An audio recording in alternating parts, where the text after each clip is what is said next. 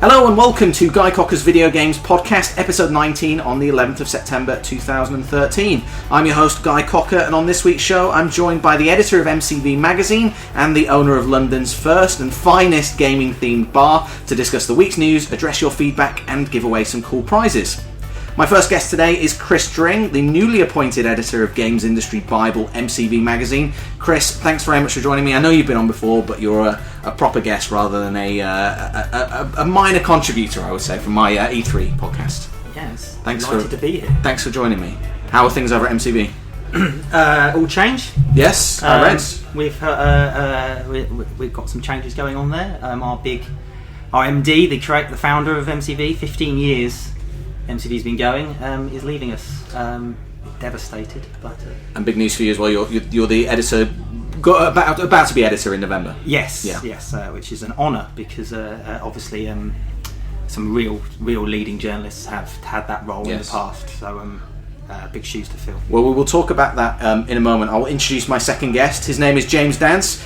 He is the owner of Loading Bar in London's Rupert Street, which is where we are right now. It's the capital's first gaming-themed bar, and as I said, it's where we're recording the podcast. James, thanks very much for inviting us down. Thanks for letting me come on and record the podcast here. I wanted to get you on for ages. Your bar is mainstay, or it's become a mainstay very quickly of the gaming community here in London. So it's been nice. You end up with lots of idols and people that have made games from when I was younger, so Martin Hollis or whatever, I made GoldenEye, those people just pop in and say hello, and that's kind of mind-blowing from where it started from, so it's good. It's amazing. So tell us about Loading Bar, because you started one outside of London originally and now you've moved to London. What people can find it on Rupert Street and come down and play games and so the idea has always been somewhere you can kind of, where the Drink Relax Play thing was, so it's got kind of the latest games, older games. In the same way pubs had like pool tables, dartboards, it was just nowhere had really done it with computer games, so the SNES in the corner as opposed to a dartboard, and it all kind of spanned from there, and it's been good. Good. And so we're in the basement, which I have to admit I didn't even realise was down here. So this is kind of like a LAN gaming environment. You've got multiple TV screens and Xboxes, and it's a bit quieter, and then upstairs you've got like a more communal experience as well. Yeah, kind of one of the main kind of core ideologies, I guess, for the space was always that it had to be gaming, but if you weren't into that kind of thing and just dropped in off the street for a coffee, you didn't sit there and think like this wasn't for you. So downstairs was a nice way of, we could bring in the kind of land Xboxes, kind of a little bit more gaming artwork, memorabilia, and tuck that away, so if people wanted that they could find that, but upstairs is a little bit more neutral and you can just come in, grab a coffee, and if you're not into that kind of thing, you don't feel like you have to be playing it to be here. And then board gaming as well. You've got plenty of board games. I need to get onto that Bioshock Infinite one. Yeah, it's definitely something that was never in the plan originally, and then having come up to London, there's such a community around it, and obviously there's a lot more game tie-ins, which I never knew existed. Right. It's been eye-opening to get into those kind of things and realise there's more than Monopoly and Guess Who. Okay, well, I'm going to talk to you guys about your respective areas. Before we get into the show, though, please, whatever you think about the podcast, email me on podcast@guycocker.com, and I'll read out the best comments on next week's podcast.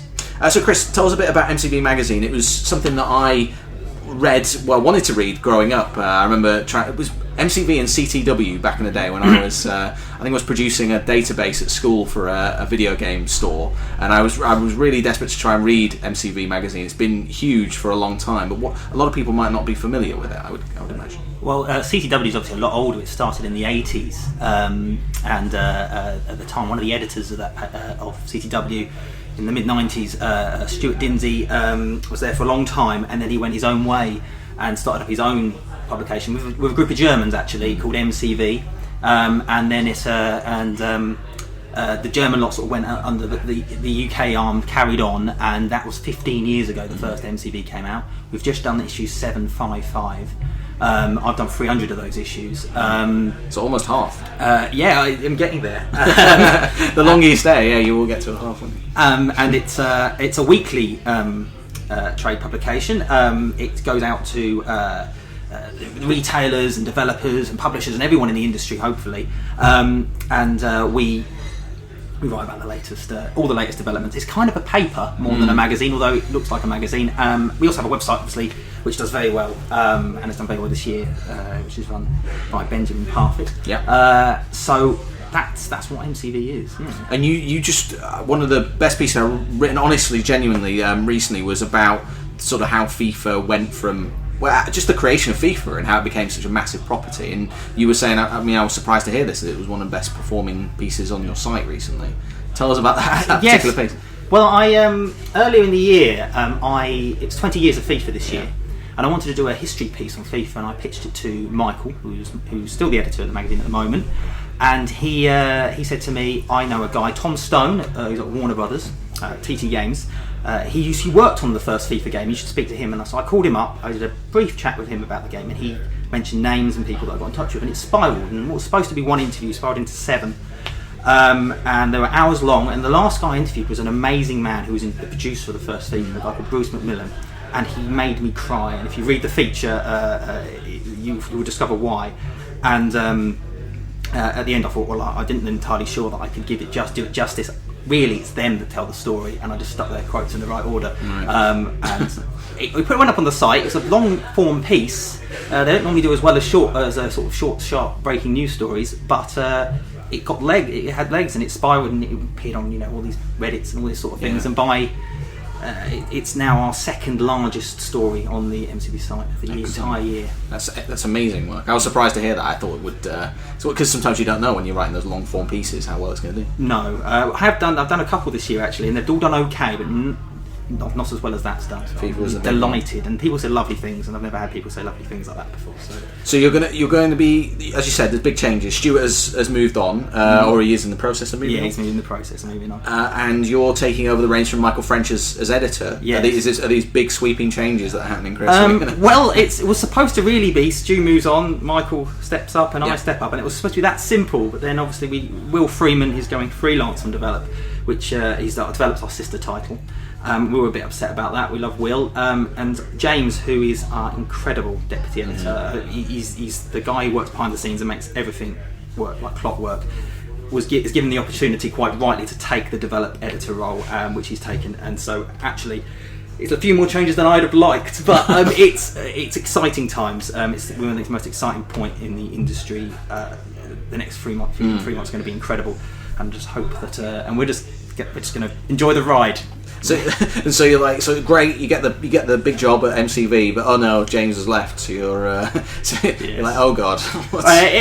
Yes, but he's not leaving entirely. He's still a paper throwaway. I can still abuse him, and he can still come and help us out and advise whoever we bring in to try and step into his shoes. So I would recommend this if you're interested in the video game industry at all, and presumably if you're listening to the podcast you are, check out MCV. You can download it on the iPad. Is it Android as well, or just iPad? I think it's just iPad. It's just iPad at the moment. You can download it as well through the browser.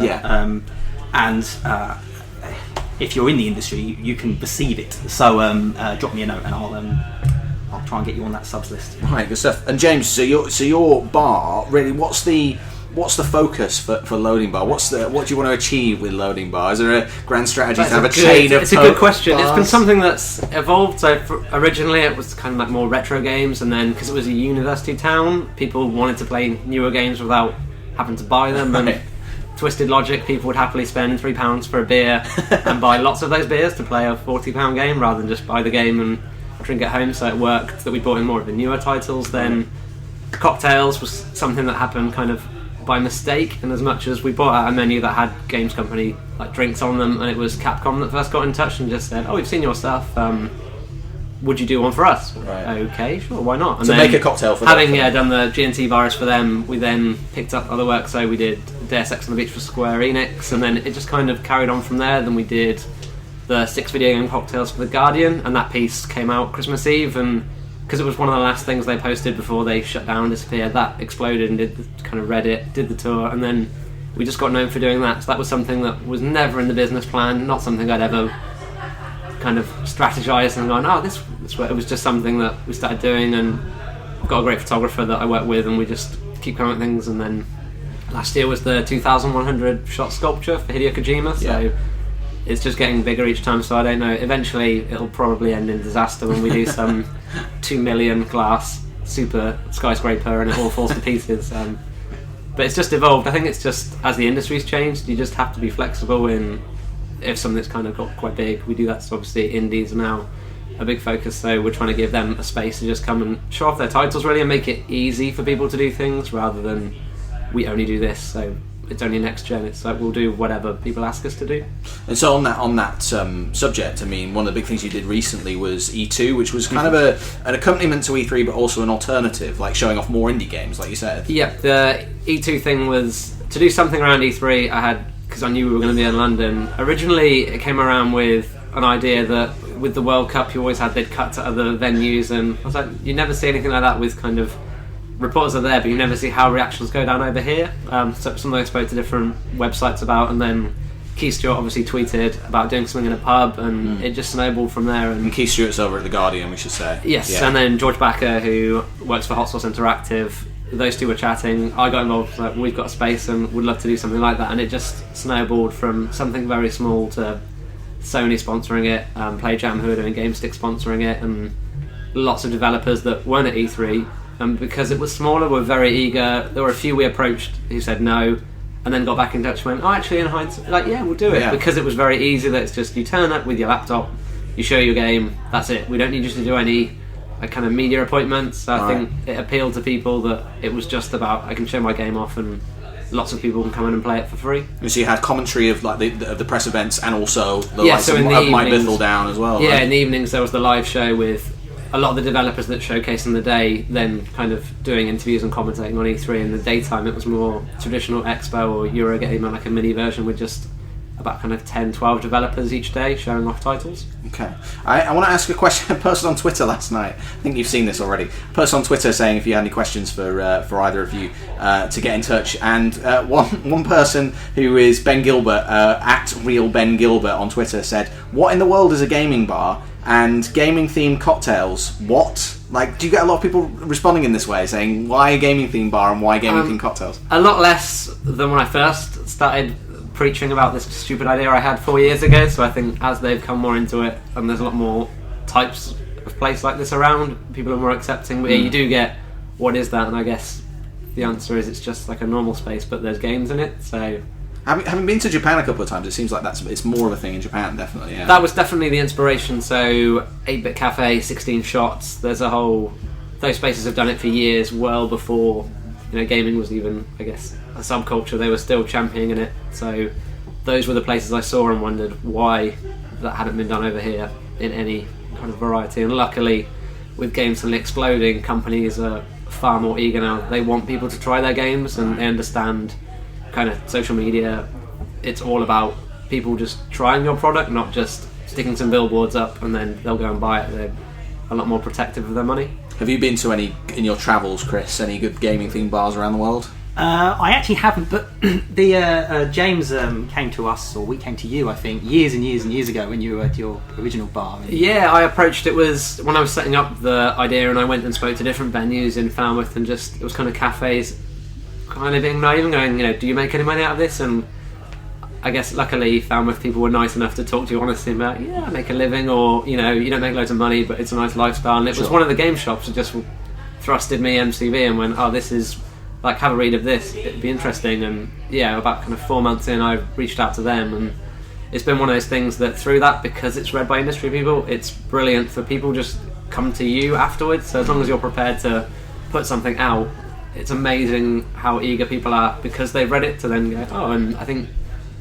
a lot of other people that have spoken to me that wonder why you get press, it's like because I emailed them or because I spoke to them, and sometimes it's as simple as that rather than why don't they come and discover me. I think you're pretty suave with that stuff, Jimmy. I think you get good coverage. It's amazing. You don't have a PR representative, do you? No, it's nice. We've been asked before who the agency are, but I think MCV probably get the credit for part of our PR. Sorry, Chris, you were saying. Well, no, I when we first ran it, it was this is an unusual story. It was an interesting idea, so we ran it, and then we didn't expect to have you in the magazine for what was, I think, the next 2-3 years. Always shoving up at press events, giving a Resident Evil cocktails and all these sort of things, and a back page regular and this sort of thing. I think it's just been good, and then because we've done bits with MCV, so when we did the Minecraft shots, it was something we sent to them first just because they were who we knew, and then it was fun watching sites like Eurogamer pull the story from MCV, so whereas they hadn't covered us before, they were suddenly just wholesale taking the story from MCV, so it was nice to, I guess, return the favour a bit and get them some traffic down the line, whereas originally we weren't really bringing much to them. So, Chris, I've read. I always read Michael's sort of leader in each issue of MCV, which you're presumably going to be writing now when you take the editor's position. What are the big issues that are facing the industry at the moment? What are people saying to you that, if you can break it down for us, that are the challenges at the moment? There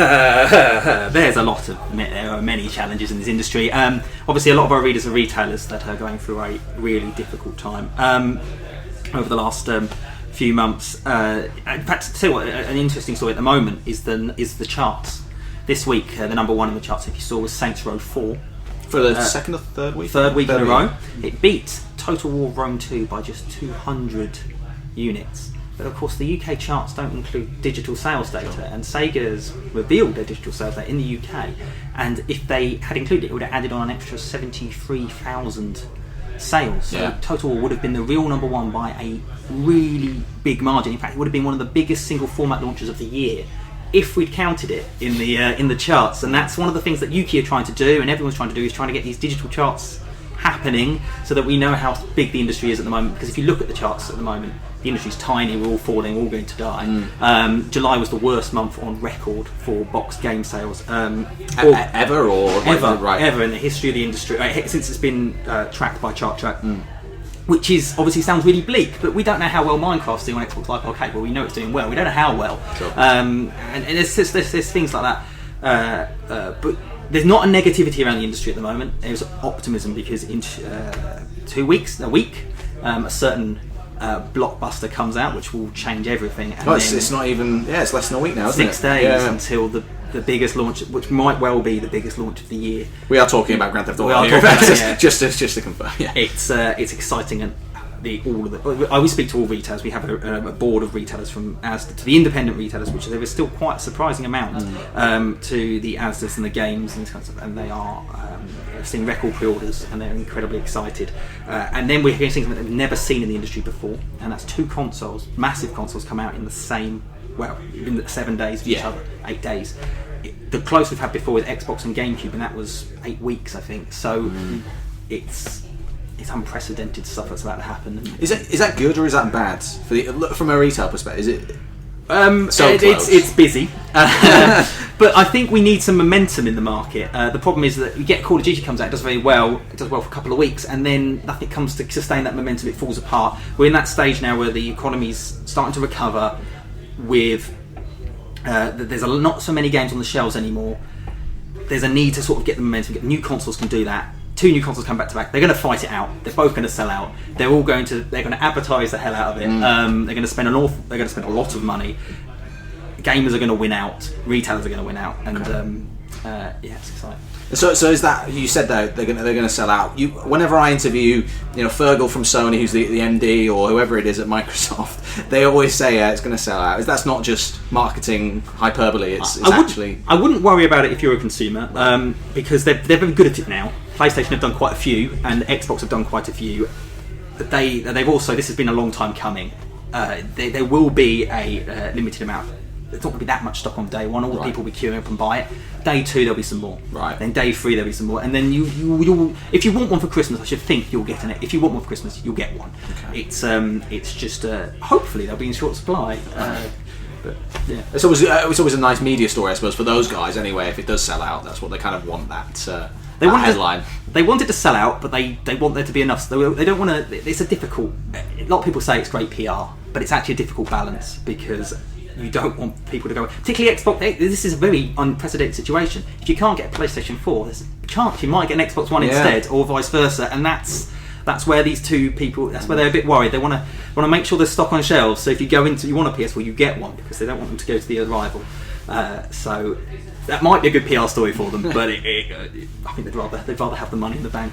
So Rockstar are saying GTA 3 million pre-orders in the UK alone, which is fairly astonishing. What's that? It's 1 in 21 people buying it on day one in the UK, roughly, which is quite crazy. And then still got Call of Duty after that, and actually FIFA in between those two at the end of October. So it's a pretty good few months, pretty good year, I suppose. But from your perspective, You were saying about digital charts and those numbers, and tracking the industry. It's so diverse these days. How do you find the challenge of covering everything? Because you've got the big blockbuster titles, and then you've got the small titles that are difficult to track. It's to be fair, we're a weekly magazine, so the more things there is for us to cover, the better.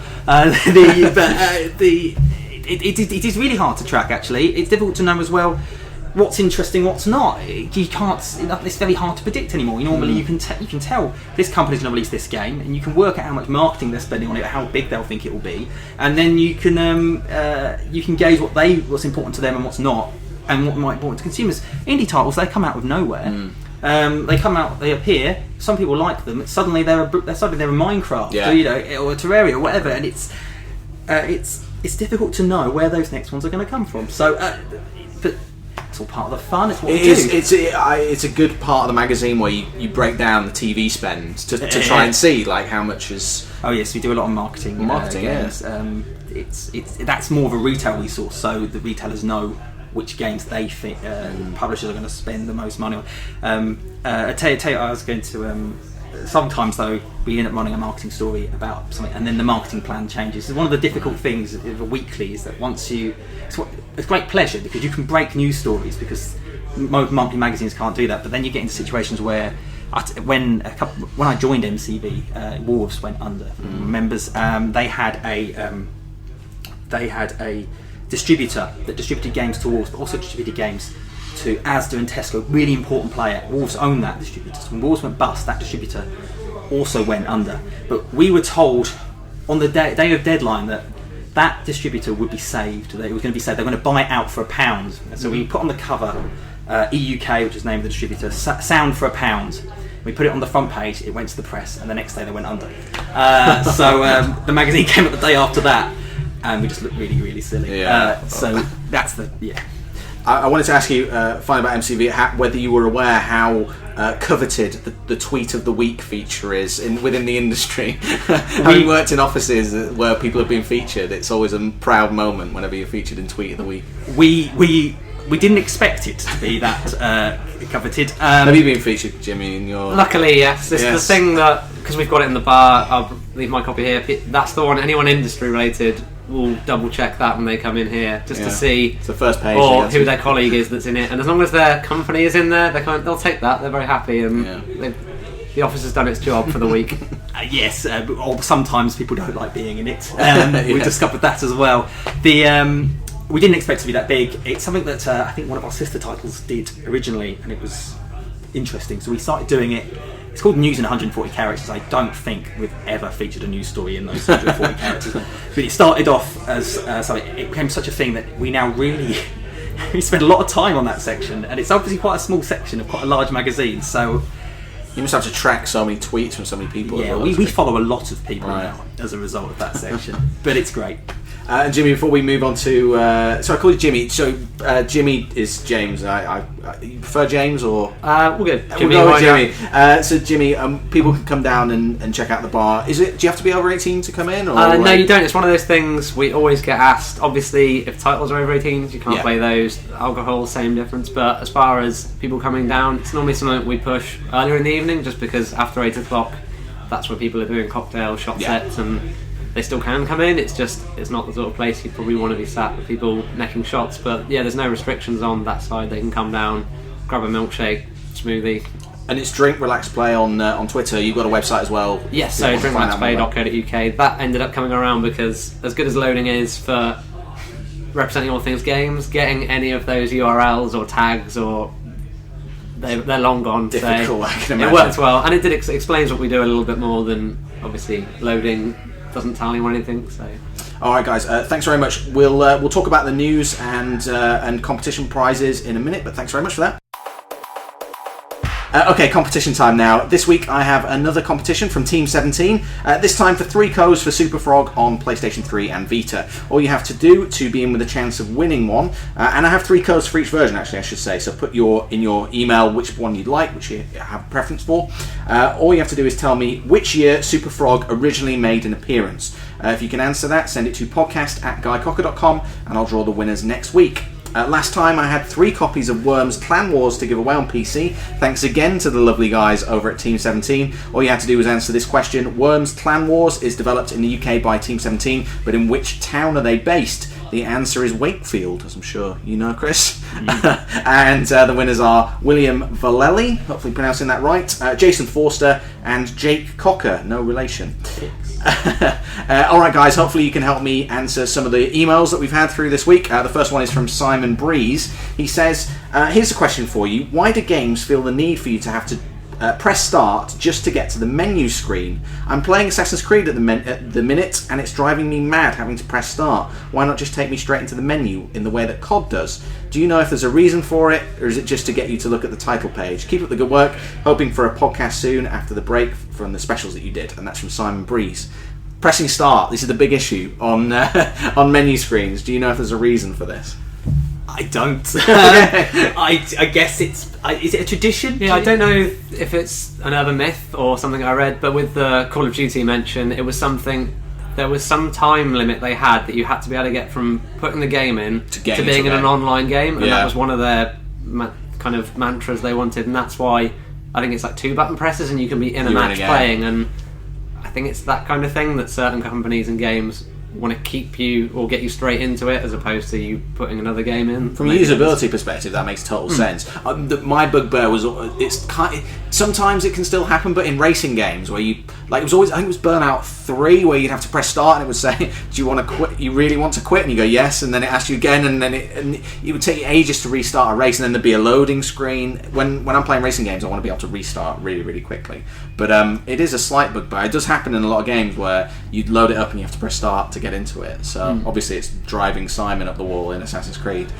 So thanks for that email, Simon. Next one's from Adam Furman, who says, love this week's podcast with Simon and Gareth. So last week was a PR podcast special with Simon Callahan and Gareth Williams. Really interesting to hear about that side of the industry. I was wondering what days you'll be heading to Eurogamer this year. I myself can unfortunately only visit on a Sunday due to work commitments. With the announcement that the Xbox One as well as PlayStation 4 are both playable at the exhibition, I'm going to use this as an opportunity to decide which consoles I buy first. Or which console I buy first. I just wondered if developers are aware this sort of thing happens, and if it dictates which consoles they prefer to show off their game at exhibitions. Keep up the good work, and that's from Adam, who is Firmski on PlayStation Network, Xbox, and Twitter. So, are you guys heading down to Eurogamer Expo in a couple of weeks' time?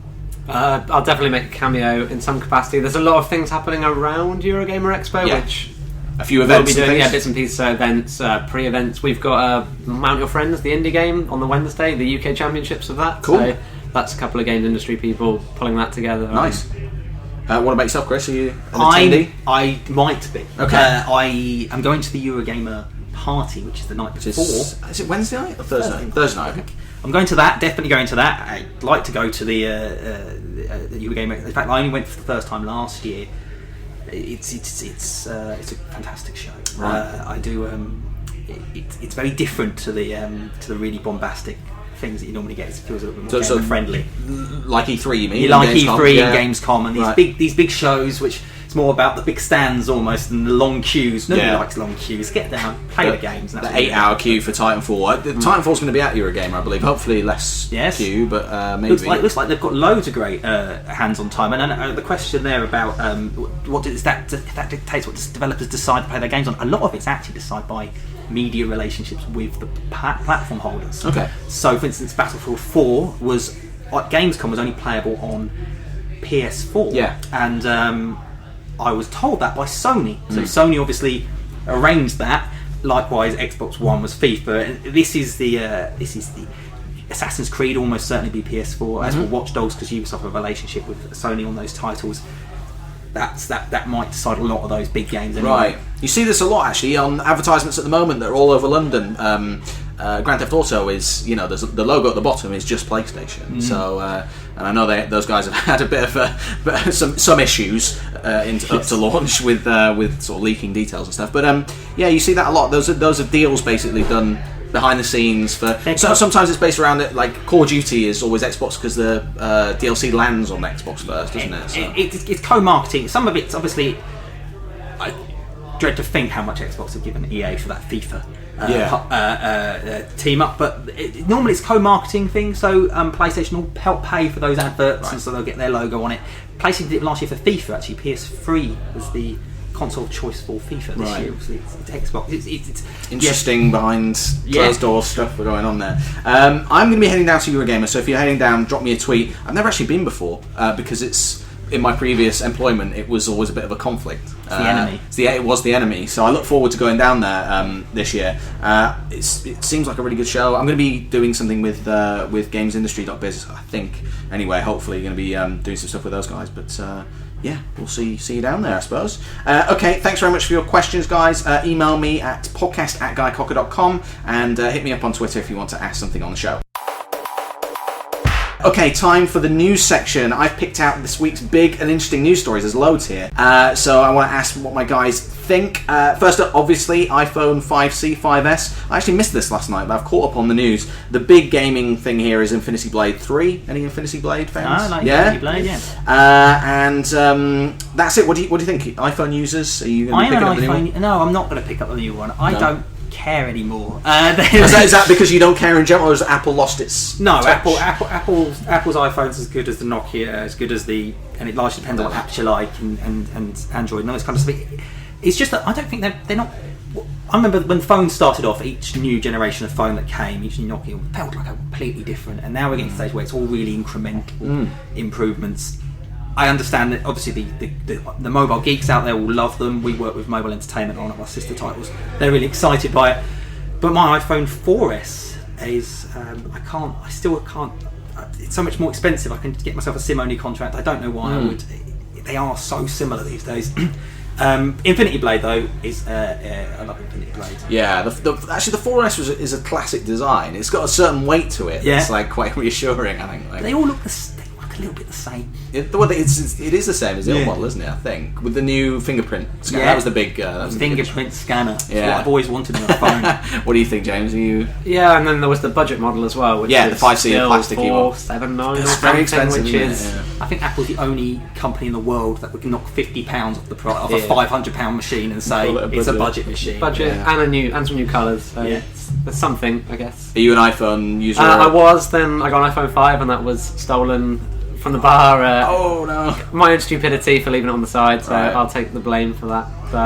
And now it's Android or it's a Nokia Windows phone, which was handy because we were having talks with Xbox at the time. So I just pretended it was a PR stunt. I was like, we're that loyal. We only use Xbox and Windows products. People that use Windows phones are very like passionate about. Actually, it's a great operating system. And I heard a story. This is probably a PR puff, but it's apparently because parents have iPhones and Android phones. Windows became really cool with like teenagers. Really? Yeah, because it's like plausible. I quite like it. I'm still a PC user, so the other excuse I had was that obviously with Windows it's now all it's the same on every platform, and Xbox will end up that way, and at least it gives me a little head start on if I get Windows 8, I'll have a mild idea how to use it, so that's the one benefit.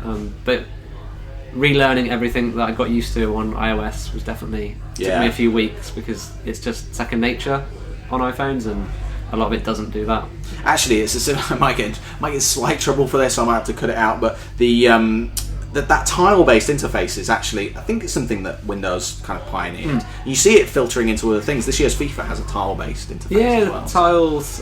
It's something I like, the sticking things to it and making it look. It's just strange that you kind of set the colour for anything the phone has, but all the app tiles are the logos. You can't change that, which means having a nice slick kind of front page goes out the window the second you have, the Twitter thing's blue, the Facebook thing is this. And So did you see the ad campaign for the Nokia, Nokia Windows guys put out after the Apple announcement? This was that they had colours for ages. It was sincerest form of flattery. A picture of all the that is it. Yeah. Well, why not? I mean, why not? Funny. I mean, they're obviously miles behind Apple in terms of sales, but why not stick the boot in? And it's interesting now that they've bought Nokia out, Microsoft thing. I saw that announced. That's going to be interesting that they'll own. I could see them do some more good with they'll own the handset, so they can do a little bit more rather than just sticking something on. And Exactly, a little bit more the Apple approach, where they have the whole hardware and the software. Okay, so well, I'm sure you can read all about the new iPhone wherever you look, whether it's a newspaper or a website today. Next news story is FIFA 14 and PES 2014 demos going live. Are you guys fans of football games? Yeah. Have you had a chance to play either of them yet? James has played FIFA 14, so maybe I should get him to say that. Deputy editor, the online editor of MTV, Ben Parker's played FIFA 14. I played FIFA 14 actually in the press tours that they've done, and I love it. It's fantastic. I actually prefer the current gen versions for next gen. You're the versions. only one I've met that says that. Everyone is so excited about the Xbox One version. I do like it. I did play it, but I thought to myself it was quite similar. I felt they're noticeably different. As in, they both feel different to last year's version, but they both feel different to each other. They feel like two different games. I haven't played the PES. I've seen some of the videos of the PES 2014. PES 2014. It looks quite impressive. So just in the Fox engine, the new engine, very very much so. So on FIFA, you've got like next gen versions where if you're taking a free kick, you see the little blades of grass being cut in midair. It's like nice touch. But the Fox engine is really, really good. I think a lot of people are talking about the fact that it's missing rain, which is a big thing for a lot of PES players. So I mean, from a visual perspective, then it has an impact. But obviously, the excuse they were saying was it affects gameplay. Obviously, sliding tackles are longer on wet grass, and they just couldn't build it into the new engine this year. I think they're on a process. Konami, they've got a new engine in that game. They've done what they can this year. I think it looks great. I haven't played it yet though, so I can't say. I'll be interested to see what they do next year. Next year might be that first one. Last year's PES was actually really good.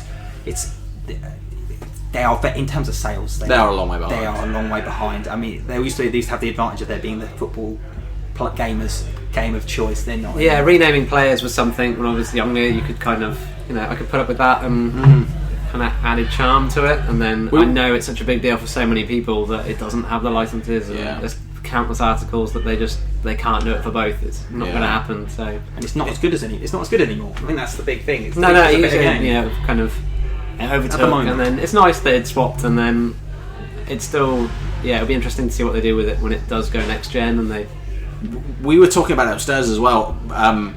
The fact that people still play with PES controls, which is what's it called, the alternate. FIFA, which I've tried this time when I've been playing FIFA 14 to switch back to switch the default one for FIFA, which is just basically the cross and shoot buttons. I think with Pro Evo, the only other thing I'm used to is the FIFA controls for finesse shot and close control are the opposite. So now I play some weird Frankenstein of both. It's alternate on FIFA, but on PES I have to change and annoy whoever I'm playing with by swapping all the buttons. So PES is incredibly close now. I think it launched at the end of next 20th, so it's very soon, like 9 days, and FIFA 14 is the week after, I think. So very very soon now.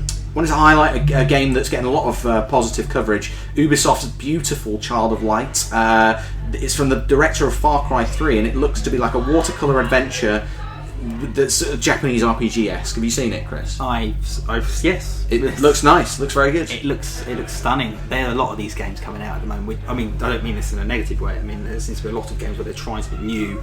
Something that's not a big shooter, and I love that. I think it's fantastic. I think Ubisoft especially deserves praise for doing a lot of really good indie games. I mean, not indie games, but smaller games. They're obviously a big studio. Yeah, they're quite smart. They reuse engines, and so it's running on like the same engine as Rayman Legend. It's they're very clever at saving some money by using tech and bits of kit, and it does look stunning. So it's coming to current gen and also PS4 and Xbox One, so lots of different platforms. There's a video out there if you want to check it out, so it's well worth having a look at. Next news story is Vin Diesel announces a new Chronicles of Riddick game. The Escape from Butcher Bay team are on board. This is both good and bad news. I think the Chronicles of Riddick name has kind of been sullied a little bit with the recent movie. I haven't seen it, but it doesn't seem to be that well praised. But the games were always very good, I thought. Well, the Chronicles of, what an interesting franchise Riddick is. It started off. I watched Pitch Black. Yes, that's where Riddick started off. That was great. Yeah. I really loved that. And then the Chronicles of Riddick movie. Yeah. It's like a 4-year gap. There's been some games in between. I don't know how it's still going. It clearly hasn't quite worked. There seems to be a cult fan base though, because although the last film didn't do very well, the DVD did. Yeah, it's like Vin Diesel puts money into it as well. Yeah, it's one of those things. It's The latest film, that, latest film he financed, I believe. Yeah. It's his. He loves it, doesn't he? He makes all his money from Fast and Same Furious. with him announcing the game, which don't tend to see them being the person that breaks the news and sorting out which dev team he wants to do. He's seems to be hands-on with that franchise. He had his own games studio for what? He did. Tygon, whatever it was. Yeah. They were the guys. I think were they involved with Wheelman? I still Wheelman. People on Twitter always remind me I did review that game and it sort of it did leave a mark. I didn't enjoy it very much. It sort of scarred me forever. But yeah. Let's leave that. But if you're a fan of Chronicles and Riddick, I didn't play. Was it Escape on? Was it Dark Athena? Yes. Was the last one? But yeah, the previous game was very, very good. And now I've got some news in brief here. Battlefield 4 PC minimum and recommended specs are confirmed. DICE recommends you run Windows 8, so it goes back to our conversation before, James. But are either of you guys looking forward to Battlefield 4, and will you play it on PC, or are you console guys? I'm a console guy. Console guy. It's obviously Windows 8 recommendation might limit it. Interesting, yeah. But at the same time, that might mean that it's the real top end Battlefield 4 that PC gamers are getting, and not so much the like they have with FIFA, where they have the last generation and future generation. The specs seem to be pretty reasonable. I think you're going to need a recent graphics card if you're going to really run it at max settings. But the minimum specs were pretty reasonable. What about you, Jimmy? You play it on?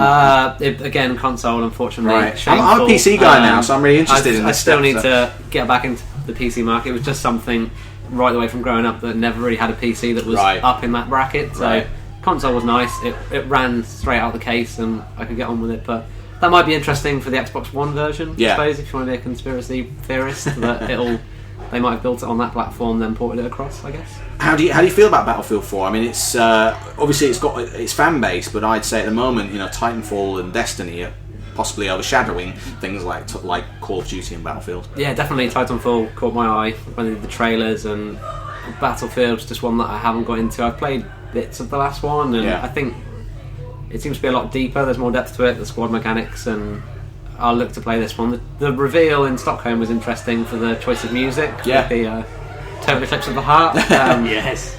That was definitely caught my attention. It does appear in the game, yes it does. It's I don't know, it does seem like it's being overshadowed. Do you think for EA, it's a nice problem for them to have, I suppose, but where Titanfall is... But Titanfall's not their own IP. I know, and they're crucially not going to be making as much money from it, are they? Possibly not, although they did tell me that they are going to be pushing it as big as if it was. Right. The Titanfall and Destiny, I think when next generation comes around, we all get excited about the new, and obviously Battlefield isn't the new. I'm mostly just that it's out 4 days before Call of Duty. That's out in the same week.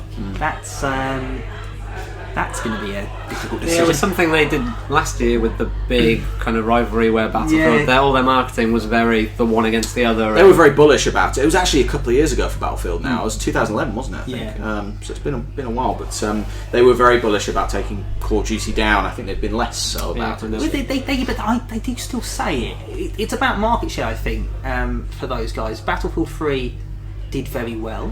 It didn't do anywhere near the level of Call of Duty, but then for Call of Duty, it's on a different plane. But Call of Duty this year, Battlefield obviously has that momentum. Call of Duty seems to be having the opposite. It'll be interesting to see. The problem I've got, I really get fed up with publishers that do this. They did it recently. They released 4 games. They say they're slightly different games. They're for slightly different audiences. They're not. They're all for the same 18 to 34-year-old male shooter fan, and they come out in the same week. And people only have so much money, and they have to choose. Time and they might want both of them, but they can't. They might wanted Saints Row and Splinter Cell, but they couldn't buy both of them, so they had to pick. And that's the reason why someone's going to end up disappointed. Someone was disappointed this time, and it happened earlier in the year between Metal Gear Rising and Crisis 3. Both games came out on the same day. Neither of them did as well as they wanted to. Spread out your releases. Give your gamers a chance to afford them all. Do you think Battlefield stands a chance of sort of, again capturing some of those Call of Duty hearts and minds? Or I think Call of Duty's fat. Call of Duty. I mean, if you listen to the online chatter, everyone hates Call of Duty, but yet it then sells 2.5 million copies. Yeah. So there is a huge Call of Duty fan base. I can't see them going completely. You might see a slight dip this year, particularly with the next generation. Yeah. But Battlefield's. I don't know. There doesn't seem too much hype behind either. I guess it's No, because it's gone- everyone's talking about the PS4 and the Xbox One battle, and then not so much. You kind of had the Ghost trailer, which was yesterday, day before. Yeah, in the space. And the hype machine hasn't kicked in as much as you would expect to, but I'm sure they've got crazy stunts planned. And from my perspective, on the journalist side, it does seem like Activision putting all its eggs in the Destiny basket this year. But sorry, Chris, you were saying. I was going to say that's the one with the dog, wasn't it? The dog that takes down the helicopter. I do love Call of Duty, and the thing is, Call of Duty has such a mainstream fan base that us in the industry that we look at things and think there's not so much hype around gamers, but Call of Duty actually sells to people that don't necessarily read this or listen the two to us. games, it's the same with us getting kind of mass market people. People only buy FIFA and Call of Duty that year, and they're happy with that. They're fine with that. They'll play that all year, and that's their game. And that's why I think when Microsoft with Xbox One were very AAA, they knew that's the sort of title. Originally, they were very heavy behind the people that don't necessarily go on kind of vlogs or whatever. They're not the ones that make them lots of money. It's the consistent people that just buy the FIFAs, and they'll buy the new console and they'll buy those two games because they always do. Publishers often talk, correct me if I'm wrong here, Chris, I've heard it before, about becoming that third game, like Jimmy says, people buy FIFA and COD every year, but, becoming that third game that people buy, I'm thinking here like Assassin's Creed or Batman, or like that's always a big thing for publishers, isn't it? Becoming that, getting on that game every year that people buy. The thing is, they are all the same audience, and this is the thing the industry needs to get away from, and I think it is getting away from. FIFA and Call of Duty sell to the 18 to 34-year-old male audience. Why not create something that's... Well, actually, Activision actually have in Skylanders. If you're talking about revenue, Skylanders is bigger than both of those games because of all the toys, the amount of money they make from that. And that's for a different audience, for the kids' audience that apparently are all playing on smartphones and browsers. But no, they're not. They actually spend a lot of money on Skylanders. Because Assassin's Creed is the third game, I think, at the moment. Sometimes another game pops up, but it's normally Assassin's Creed that's there, third or fourth. Just Dance tends to be up there as well quite a lot of times. People forget about that one. Grand Theft Auto this year, probably the number one.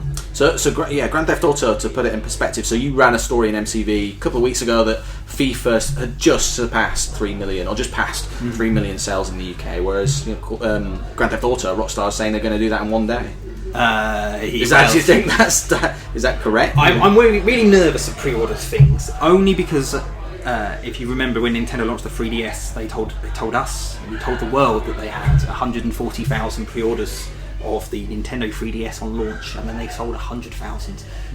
So try and follow that story up. That's a great number, 100,000, but then you're telling everyone, hey, there's been some interesting articles for GTA. I think it was in kind of one of the London Free Papers about the number of people that are going to phone in sick, and when Skyrim came out, I know the university in Falmouth, their attendance was down 25%. Was it? They were like, that's not, sometimes you'll get a virus or they were like that. It was they knew exactly what a huge bulk of that was, and I think GTA is one of those titles that we'll expect to be much quieter because it's one of those things they have to play themselves because the online doesn't kick in straight away. You won't see people for 2-3 days, and then they'll kind of come back to reality and be playing everything they normally play again. It's an interesting choice, isn't it, leaving it a couple of weeks for the online component to come out. I'm sure that they are trying to perhaps limit. I don't know. Maybe they're trying to prevent the rush of everyone being online on the same day. I'm not entirely sure. Grand Theft Auto is so much pent up demand for this title.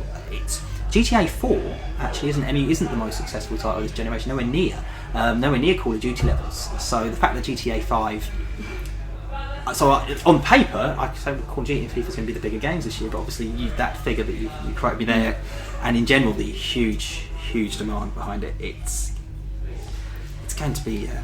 I tell you what though, there are some retailers spoken to me off the record, particularly the more mass market retailers, a bit worried about the 8GB mandatory install. Right. It's not us. Mandatory installs happen. Yep.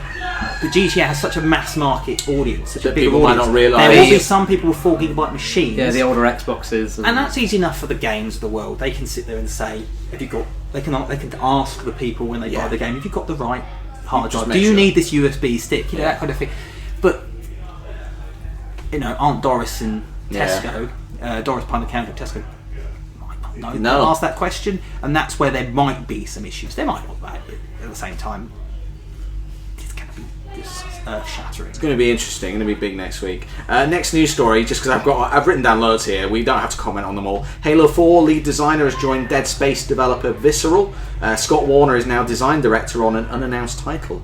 So do we think Visceral might be moving away from Dead Space, or at least doing a Dead Space in a more Halo-esque fashion? Dead Space. They were promising to go back towards survival horror, so maybe they'll spin the two off and tick the action box for something.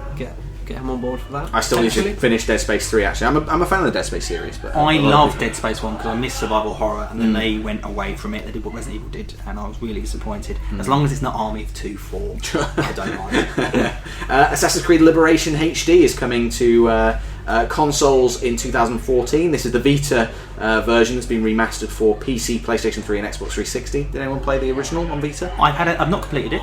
It's quite a forward-thinking Assassin's Creed game, actually.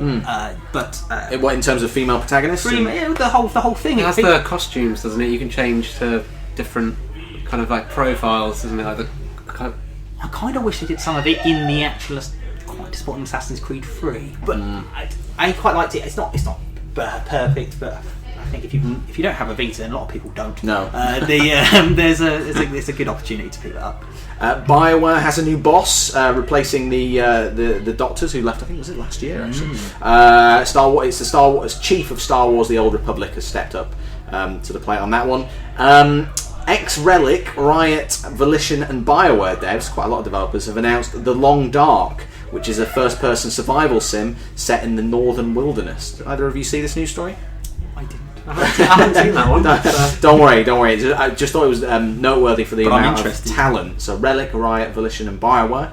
And then finally, Grasshopper Manufacture has announced PlayStation 4 title Lily Bergamo. So Grasshopper has shown off a teaser trailer for this, showing the titular character. Obviously, No More Heroes, Killer is Dead has just come out. I think Grasshopper and Suda seem to be dropping off the radar more and more. Was it? Are we getting bored of this step? I don't. Perhaps. I would say that's what it seems like to me. I haven't played much of Killer is Dead. Keep calling No More Heroes. No, done with Killer 7, No More Heroes, 7. Lollipop Chainsaw, any of that stuff.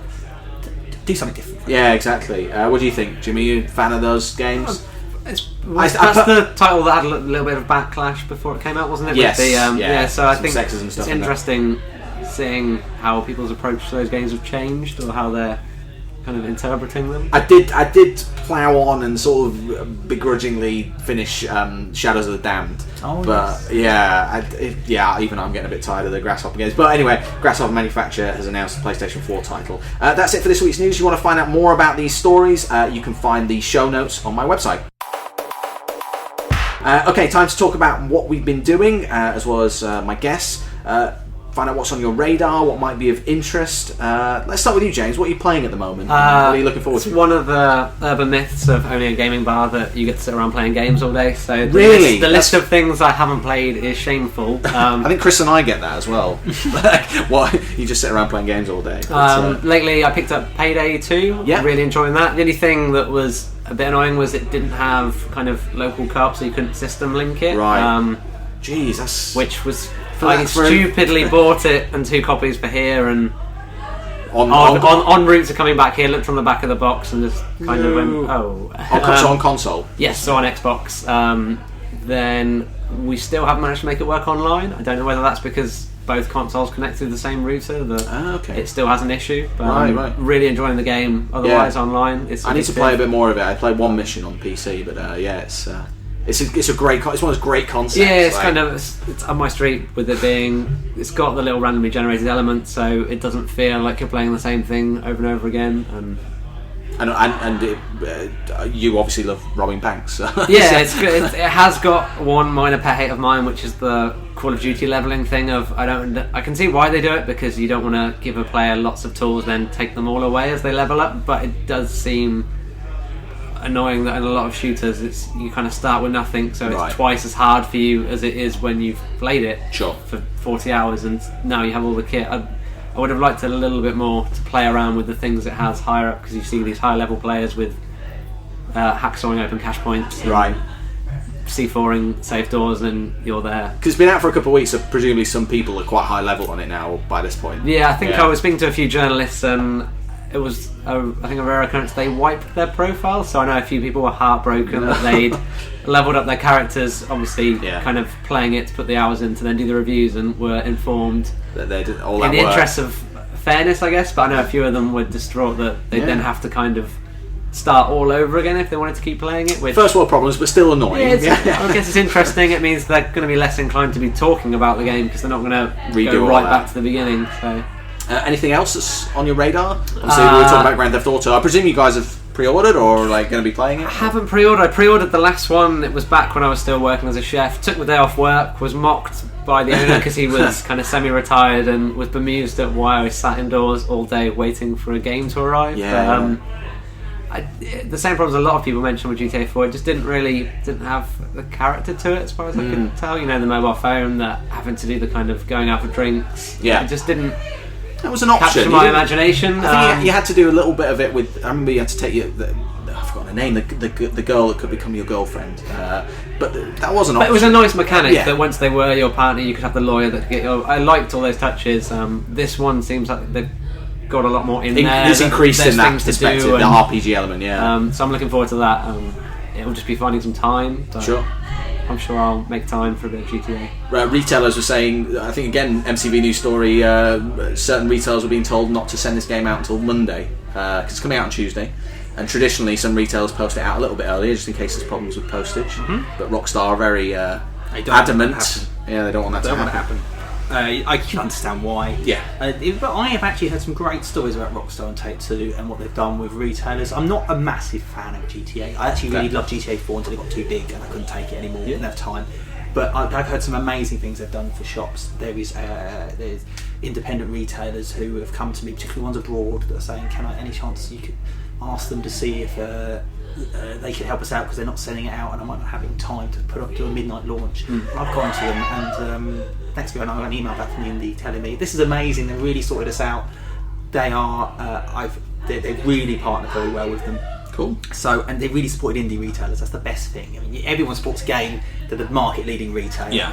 It's the little guys who have these little shops up and down the country that want to compete, but they can't compete on price because they don't sell bananas. They can't. Well, and since game kind of downsized as well, you're now back where there probably isn't a game near a lot of people, whereas there is an indie, so there is definitely a space for those shops to do really well. I should apologise for someone's playing a game upstairs and obviously winning.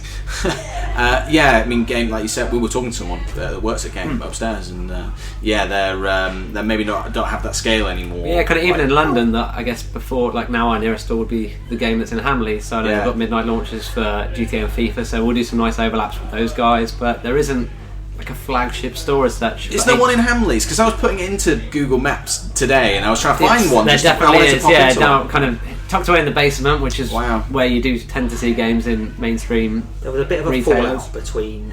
This isn't a result of their administration last year. The reason why there isn't one on Oxford Street anymore is actually a bit of a fallout between Game and Oxford Street based on the rent situation. It's kind of landlords, so that's why there isn't a game on Oxford Street. I think their flagship one for a while was Westfield, but I'm always worried about getting mugged in Westfield. So that's kind of their flagship store. They actually are still incredibly incredible retail game. Got wonderful staff. They had too many stores. I don't know if you've ever been into. I lived near Cambridge. There were 4 game shops. Cambridge is a tiny city. There were 4 game stores. There's still 2 now. I was at Plymouth last month, and there were 2. One round the corner from the other one, and my girlfriend was like, "Didn't we pass game?" Mine back at home in Scarborough, there was Game and Game Station right opposite each other. But that's obviously changed now.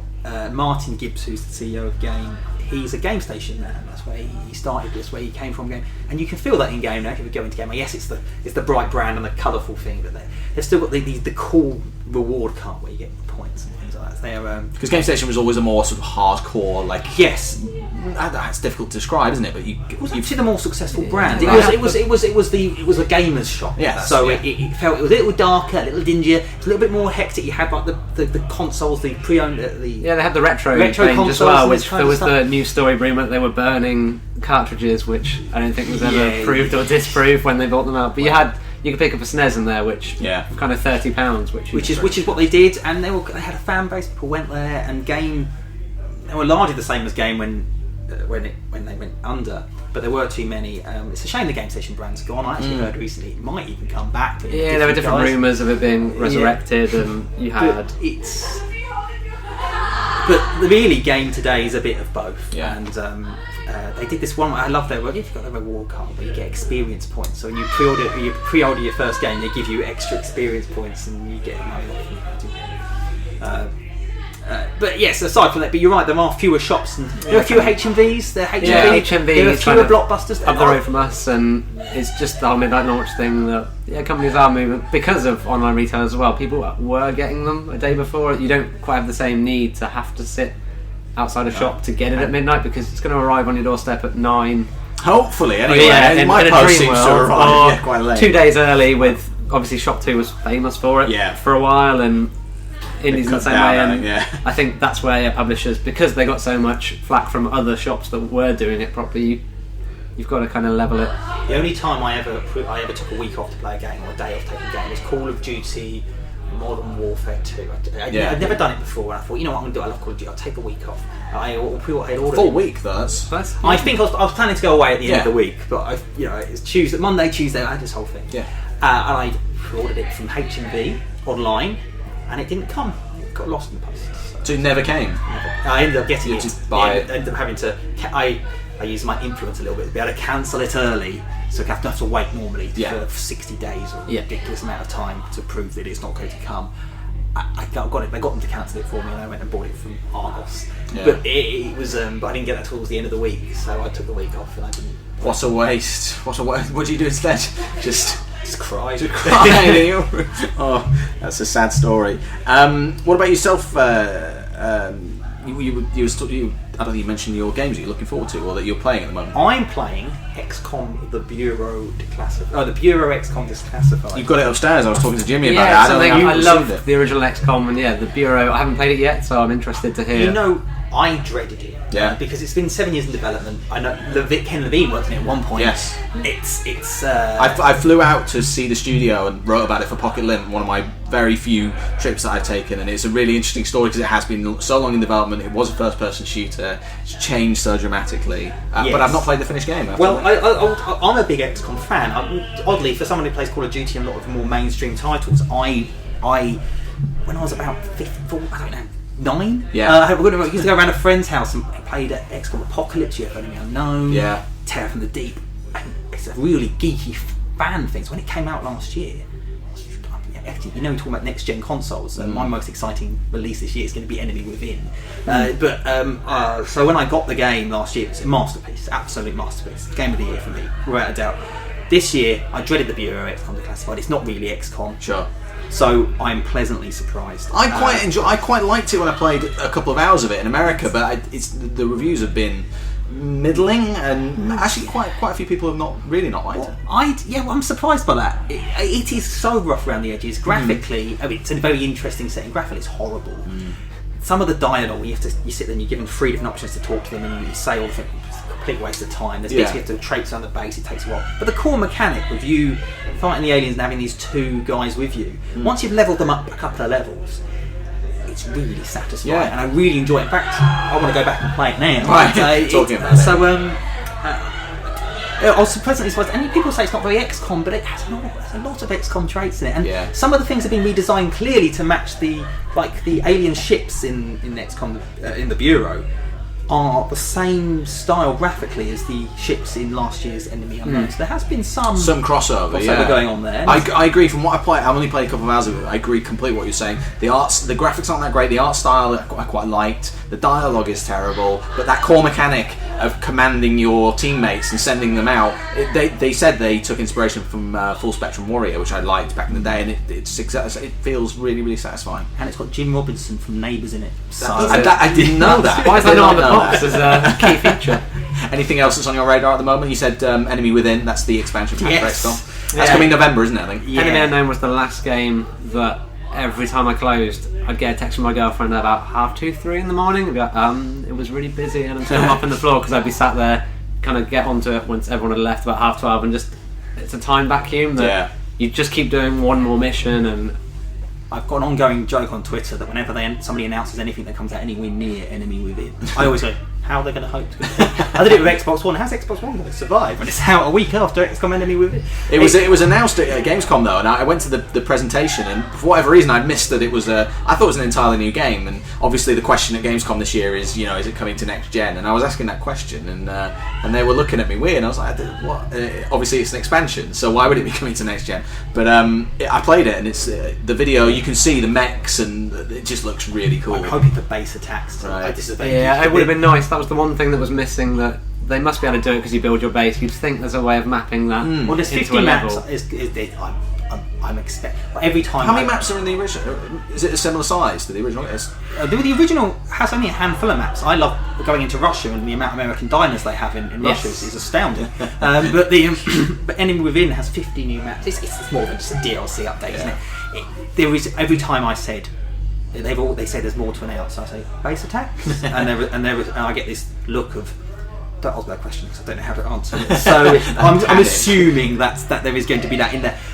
I love XCOM, and I think Enemy Within is going to be wonderful. I just wish it didn't look so generic. I mean, not the game itself. The game is so unique, but the box art is 5 guys with big guns and shoulder pads on. Could be any other game. Yeah, it was something I tried to champion a little bit because after I picked it up, it's the game that I never would have picked that I would have loved and played because it's turn-based and it's kind of isometric, and I haven't played it. Getting other people to play it, no one that has then played it has not regretted it, or so. I think it's just I can see why they're bringing it back out with more DLC because there's still a lot of people that haven't played it, and there was PS Plus I think that came out on as well, so that would have helped. Yeah, it's one of those games that sort of I think it's been quite successful. And iOS version that ticked away in the background. Talking from an industry perspective, it's a very odd game because everyone says it's AAA or indie. There's nothing in the middle. Actually, XCOM is in the middle. It's not. You can play it. It's not a big budget game. It's all very simplistically done. It's clearly done on quite a small budget by quite a small group of guys who've done an astounding job. And it didn't set the charts alight. It wasn't the #1 game. It wasn't even the top 10. But it clearly made a profit. So I don't think it needed to do very much to make a profit. And that's what apparently doesn't exist anymore. Is these games that don't have to do that well to make some money back. But that's the exception. Yeah, did you get to play I know for the PR stands for it, they had an arcade cabinet made up with the chunky buttons. I've heard about it, I've not seen it. No. I know there's 4 machines because the guys that provide ours made the cabinet, and when I went to see them I thought, what's that thing in the corner? Like, oh, that's our XCOM machine, and it's got kind of trackpad, and they custom built it for all the buttons. So I'm hoping they dust those off for that'd be nice. The re-release and put more of those, because I think the one thing was it just didn't get seen in too many places. I think Eurogamer Expo had one dotted somewhere. So who makes your arcade cabinets? Bespoke Arcade. So get a plug-in for those guys. No, they're really good. But they're looking to do more of those things, so they've done quite a few kind of one-off machines that it's built for that game, and Injustice I think they did. I played Enemy Within at Gamescom 2. I don't have to play games. My job doesn't involve me having to play games. I have to just talk about the industry side of things. And I went to, I was doing exec interview, big interview, this, that, and the other. Quick go on FIFA, quick dash over here, speak to Sony, speak to Microsoft. And I had like an hour and a half, and I went and I deliberately left an hour and a half. So not only did I get to see the demo of XCOM Enemy Within, I got to play it and interview the guy behind it. Wow! All I didn't do that for any other game. Guilty pleasure. That was me using. Don't tell my boss. That's what I did at that time. It's your reward. Oh, nice. Well, I want to just before we move on to the next section, I want to talk about Grid 2, which I've been playing. There's loads of games I need to finish off, like Last of Us, but Grid 2 is somehow taking my time up. And then have you guys seen, I don't know if you're following or even interested or bothered about like the Android consoles that are coming out at the moment, but WikiPad. Have you seen WikiPad? It's basically a cheaper, smaller version of the massively expensive Razer Edge Pro tablet that just runs Android, and it's got a clip-on controller. It's an interesting device. I'm not particularly sold on them personally, but I think the most interesting thing that's out there at the moment is a device called the Moga, which you use with your existing Android phone, and I think that control pad works really, really well. But have you played with Ouya or any of those devices, Ouya or GameStick or Moga? Or I've written a lot about them. I'm not convinced there's a market for them, really. Retailers are stocking it. So that's Games stocking Ouya, and I think they're invested in GameStick as well. Yeah, the retailers are stocking it. So there's some interest in there. When they announced I got the biggest retailer in the UK contacted me about the Nvidia Shield. So but there's people that are interested in these products. I'm not, but it's this happened. I don't know if you saw when the Sega Saturn and the PlayStation launched at the same time. Loads of consoles showed up. So these two consoles went head to head at the end of the year. And all these new devices just sort of showed up at the time, and it's weird that. And E3 was quite dramatic back then. E3 was quite dramatic this year. There's two consoles. It's a lot of parallels. All those consoles disappeared after about a year, including the Sega Saturn. But the I don't know if they'll succeed. I don't know if they'll find a market. I don't know how successful they need to be. They're interesting. We were speaking to Mad Cats, and they've obviously got their Mojo. Is it? Mojo coming up. But I was speaking to them just because it's well publicised that Ouya couldn't get their pads right. GameStick, the biggest expense is the pad. Yeah. So I was just speaking to them, like, did any company, have any of those guys ever spoke to you and gone, why don't you make our pads? You make pads, it'd be cheaper. Right. The world's a bright place. Not once has anyone come to us. Like, surely it would have worked for both parties. They'd have got a nice pad. It would have been cheap to make because those guys. And yeah, it seems everyone wants to do just their product and that's it, rather than look at. There's an easier way. Like if you just made one and the three pulled together. Maybe it'd be more. I don't know. Maybe more expensive to do it that way. I don't know. But yeah, it's a fair point. The WikiPad is an interesting device. I think it's actually a nice tablet, but I think a lot of people are trying to force something that doesn't quite work just yet. But hey, it might work in a couple of years' time. I played Beyond. Have you guys played Beyond? Yeah. This is what I'm really excited about Beyond. So I was crying last week because we have our Tabletop Tuesdays that we run. And obviously that was the Beyond event. The Beyond event at BAFTA. It's one of those games. Heavy Rain. I did kind of media at college, film studies, which I always tell everyone was pretty useless and doesn't relate to what I'm doing now anyway. But Heavy Rain was one of those games that was like a nice mix between kind of like directing a film and you're messing around. And really excited to see Beyond. I've only seen little bits of trailers. So how do you feel, Chris? It's a horrible thing to mix. I do have the game. I've never played Heavy Rain. Right. But I really, really wish I had, and I'm hoping I will. Yeah. I didn't go to the David Cage BAFTA, but I did interview him a couple of weeks ago, and just talking to him made me really excited about the game. And I know he's one of those guys that likes to use the word experience instead of fun.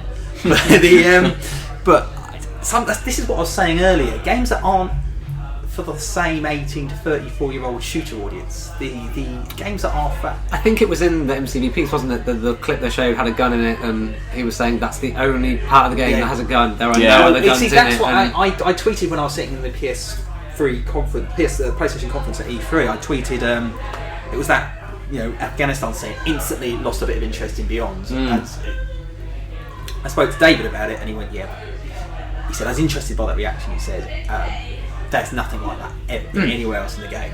I mean, you've probably played it to death. I know there's. I've not played it to death. No, I've not played that section. I've only played a couple of bits. I believe Sony have released a third of the game. Journalists might be playing. I've been playing some of that. I've heard this. I haven't been. Not been blessed yet. I'm not blessed. Maybe when the podcast comes out, they'll hear it and rectify get it over that to you. error. It'll arrive. Plush box. I'll wait for the full. It's one of those ones where I needed to when I said I'd host the session at BAFTA with David Cage, that I had to bone up on it because I'd kind of avoided it, because I want to play the finished game and come fresh to it, which is a problem for some journalists when you're trying to kind of cover everything. But I think David Cage. The interesting thing about David Cage is when I've worked with other journalists in the past, he's actually quite a divisive figure. Like a lot of people genuinely really don't like him. And I read your piece in preparation. I was going to ask a couple of questions that he'd sort of to elaborate on a couple of things that I think he said to you in your interview. But I think it's just a lot of people think that he holds a certain standard that everyone else has to try and meet. And I think he's a wonderfully disarming, honest, very charming guy. I was really... Well, it's interesting. People do hate him. It's there. But I'm glad he exists. I mean, I didn't play Heavy Rain. I've never played one of his games before, and I'll play Beyond, and I'll be able to decide whether or not I love his games or not. But the reality is, it's good that he's there, making something that not everyone else is making, and inspiring some people to try and make something similar. That's got to be good for the industry. So love him or hate him, I'm just delighted. I think that's why I said in the piece. It's good that he's there making these games that some people think sounds pretentious art nonsense, that kind of thing. But he, that's for some people. That's good. It's one of the few games that I played with Heavy Rain that you did care. Obviously, it had a few the YouTube videos of Jason, and there were a few bits that kind of broke that. Right. facade, but it was definitely a game because of the choices. And I read a good review where it was saying don't replay it because you start to see behind the joins, and obviously right. when you're playing it, you assume if you fail they die, and it's all very. I love kind that of cut and dry. yeah. I liked that when you're playing it, you genuinely felt that everything you did was your one chance. If you messed it up, that's that gone. Yeah. There's not many games that do that. I love that game, so definitely, Chris, make time to play it. Okay, we're going to look at some of the games that are out this week and what the reviews are saying, and generally if they're worth checking out. So out this week, Kingdom Hearts 1.5 HD Remix. I've actually pulled these release dates from MCV as well. So that's currently sitting on an 81 on Metacritic. Puppeteer got good reviews this week on PlayStation 3, 82 on Metacritic. And then obviously we talked about it already, Grand Theft Auto 5 is out on Tuesday. Amnesia, A Machine for Pigs is out on PC, that's on a 73 on Metacritic. And then Killzone Mercenary, which has also done well, is out on Friday. This is the PlayStation Vita exclusive, 78 on Metacritic. Any of those take your fancy? I know we've talked about GTA, but...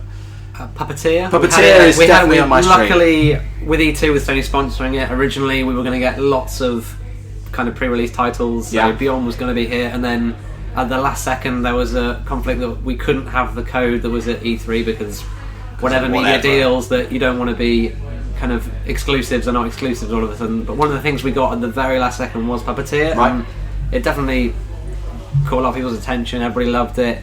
A few people took it on face value that it looked a little bit like Little Big Planet, and then I think everyone that then played it, it was nothing like that, and it's something I want to pick up and put some time into. It looks very dark. Like, I love the story. I've not played it, but the story of its creation, I think at Gamescom last year, the guy that made it works at Studio Japan at Sony, and he was making it for his kid, and it's like very, very kind of it's like, kind of a kid's title, but adult at the same time. Yeah.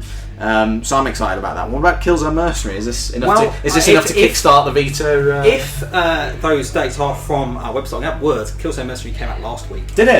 Yes. Well, I might have messed that up. That'll be my error, I think. Actually, so apologies for that. See about that. It came out last, got number 7 in the charts. Actually, it's the 5th biggest PS Vita launched game since it came out. Right. And it's great. Yeah, I want to play it. So Sony, if you're listening, and then Amnesia, A Machine for Pigs it seems to be getting a lot of attention on PC. Okay, that's it for this episode. Thanks very much for joining me, guys. Chris, where can we find out more of your work and are you a Twitter user, or is that the best way of tracking you? At Chris_Dring is Good my stuff. Twitter. But please read www.mcvuk.com.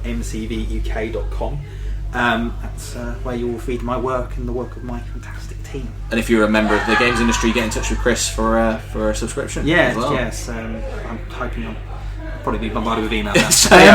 I'm sorry, apologies for that. James, what about yourself? Probably the best place is Twitter, just because that's what I'm most active on, and you'll get quick spits. That's at Drink Relax Play, or obviously just pop down, say hello. If you just want to come and look at the space, people can just come in and look. I think some people are worried they have to come in and buy something, or they're worried an event's going on. But we're always kind of tweeting out if we've got developed things. There's lots of stuff where publishers are putting subsidised bars and bits and pieces. So it's the kind of thing. If you're still not sure and want to wait for one of those, we'll kind of tweet it out. We've had Creative Assembly did something a few weeks ago with Total War. So nice. If you do want to save some money, just wait till there's a promo event and just make sure you email whichever publisher's doing it, and you can get them for free and get some free drinks. So you get a little sample of the press lifestyle and the industry lifestyle, and get hampered. I should say actually, James, as well, because it's you're smack bang in the middle of the middle of London. You couldn't have a better location. But sometimes, like Chris, when he was arriving, it says "mad" on the front, basically, which sometimes throws some people off. Yeah, so it was a unique setup that we were put in touch through a mutual friend, and originally they were looking to sell it, and then it was something I just was talking about a pop-up event elsewhere, and I just mentioned about one time somewhere in Soho, and because they hadn't done game stuff like that before, they had no idea. Premier PR up the road, Sony around the corner. I think you're right in the hub of a lot of games companies, and IGN were up the road. We just got talking. It was like, well, how's about if you come on board, share the space, work together, and we kind of ran loading in the back area, and it's been quite good. But the frontage hasn't changed yet, so it's something. Yeah, there's a lot of. So if you're coming down, just look out for a yellow store. Luckily, the bouncer at the yard doesn't lure people in there, and instead says, "Are you looking for loading?" Oh, it's back that way. So there's a few people that might have ended up in Rupert Street Bar or places of ill repute by mistake, and wondering where the games are. But I'm sure they had a good time anyway. But yeah, come down and check it out. Guys, thanks very much for joining me. If you have any feedback, please send it my way at podcast@guycocker.com. Next week I'm looking for guests to have on the show. But the following week, as I mentioned, I will be at Eurogamer speaking to gamesindustry.biz. Keep an eye on twitter.com/guycocker for more updates. Subscribe in iTunes to have my podcast delivered as soon as they're available. And if you're feeling generous, leave me a review or rating on iTunes. Thanks for listening, and I'll see you next week.